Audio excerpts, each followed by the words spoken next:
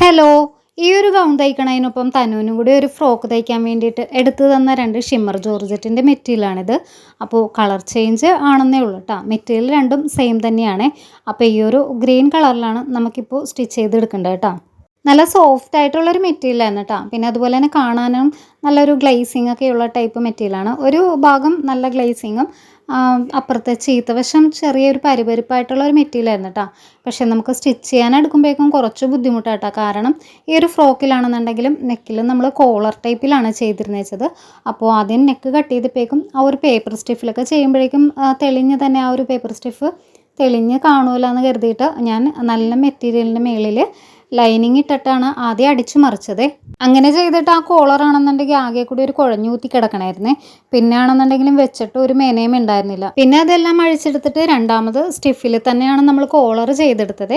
അങ്ങനെ ചെയ്തപ്പോഴാണ് കുറച്ചെങ്കിലും ഒന്ന് വൃത്തിയായത് കേട്ടോ. പിന്നെ ഇങ്ങനെ ഒരു മെറ്റീരിയൽ ആയതുകൊണ്ടിട്ട് തന്നെ ഇതിൻ്റെ യോക്ക് വശത്ത് വേറെ ഏതെങ്കിലും വർക്ക് കൊടുക്കാനോ അതല്ല വേറെ പാറ്റേണിൽ ചെയ്യാനായിട്ട് സത്യത്തിൽ ഒരു ഐഡിയ എനിക്ക് അന്നേരം ഉണ്ടായിരുന്നില്ല കേട്ടോ.